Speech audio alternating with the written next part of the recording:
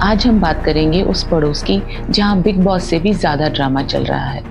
ये कहानी दो देशों अफगानिस्तान और पाकिस्तान की है, जो कभी एक दूसरे के सबसे करीबी दोस्त थे, लेकिन आज सीमा पर गोलियां चल रही हैं और भरोसा लगभग खत्म हो चुका है। सबसे पहले समझ लिए कि असली समस्या क्या है। अफगानिस्तान और पाकिस्तान के बीच जो सीमा है उसे कहते हैं ड्यूरन लाइन। ये 1893 में अंग्रेजों ने खींची थी। समस्या ये है कि इस लाइन ने एक ही समुदाय यानी कि पश्तूनों को दो देशों में बांट दिया। अब आप कहेंगे ये पश्तून लोग कौन है? पश्तून कोई आतंकवादी संगठन नहीं है, यह एक जातीय समुदाय है, जैसे भारत में पंजाबी या तमिल होते हैं। ये मुख्य रूप से अफगानिस्तान और पाकिस्तान के बॉर्डर इलाकों में रहते हैं और उनकी भाषा है पश्तो। अब एक और बड़ी गलतफहमी दूर करते हैं। तालिबान कोई जाति नहीं है, ये एक कट्टर इस्लामिक राजनीतिक मिलिटेंट संगठन है। तालिबान शब्द का अर्थ होता है छात्र, क्योंकि शुरुआत में ये लोग धार्मिक मदरसों के छात्र थे। मदरसा एक धार्मिक स्कूल होता है जहाँ इस्लाम की शिक्षा दी जाती है, लेकिन आज तालिबान कट्टर इस्लामिक राजनीतिक मिलिटेंट संगठन बन चुका है। सबसे जरूरी बात, सभी तालिबान पश्तून होते हैं, लेकिन सभी पश्तून तालिबान नहीं होते हैं।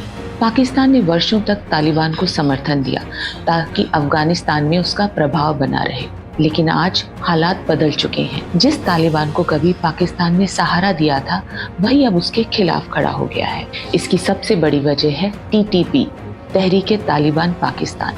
TTP पाकिस्तान के अंदर मौजूद उग्रवादी लोगों का समूह है जो अपने ही देश में हिंसक हमले करता है, और पाकिस्तान का आरोप है कि ये लोग अफगानिस्तान में छिपे हुए हैं। यानी बात सीधी है, बोया पेड़ बबूल का तो आम कहाँ से होए। पाकिस्तान और अफगानिस्तान दोनों मुस्लिम देश है, लेकिन सोच अलग है। तालिबान का सिस्टम बहुत सख्त शरिया और कबायली नियमों पर आधारित है।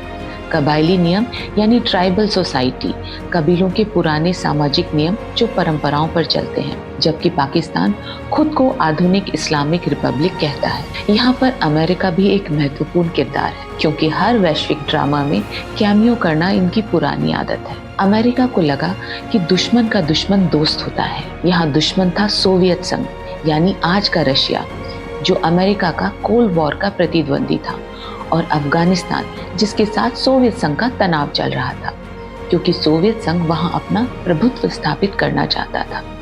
तो अमेरिका ने वहां के मुजाहिदों को सेल्फ डिफेंस के नाम पर हथियारों की ट्रेनिंग दी।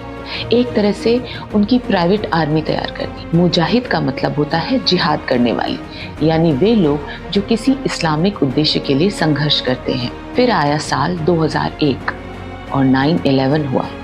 वही जमीन थी, वही ट्रेनिंग, वही नेटवर्क, लेकिन अब खतरा अमेरिका तक पहुंच चुका था। यानी अब समस्या दूसरों की नहीं, खुद की हो गई थी। इसके बाद तो अमेरिका पूरे लाव लश्कर के साथ अफगानिस्तान पहुंचा, इस बार आतंकवाद को खत्म करने और लोकतंत्र स्थापित करने के मिशन के साथ। लगभग 20 साल तक अमेरिका ने अफगानिस्तान में अरबों डॉलर खर्च किए, सरकार बनाई, सेना तैयार की, लोकतांत्रिक संस्थाएं खड़ी करने की कोशिश की, ताकि अल कायदा को खत्म कर वहां एक आधुनिक लोकतंत्र खड़ा किया जा सके। अल कायदा ओसामा बिन लादेन द्वारा बनाया गया वही अंतर्राष्ट्रीय आतंकी संगठन है जिसने 2001 में अमेरिका पर 9/11 का हमला किया था। लेकिन अगस्त 2021 में हालत तेजी से बिगड़ी, और जिस अमेरिका ने अफगानिस्तान को 20 साल तक शांति का पाठ पढ़ाया, वही आखिर में तालिबान को थैंक यू गिफ्ट के तौर पर अरबों के हथियार थमाकर रफू चक्कर हो गया। भारत इस पूरे मामले में संतुलित नीति अपना रहा है। भारत मानवीय सहायता के तहत अफगानिस्तान को निरंतर गेहूं, दवाइयां और चिकित्सा उपकरण भेज रहा है। लोकतंत्र के प्रतीक के रूप में भव्य संसद भवन का निर्माण भी किया है।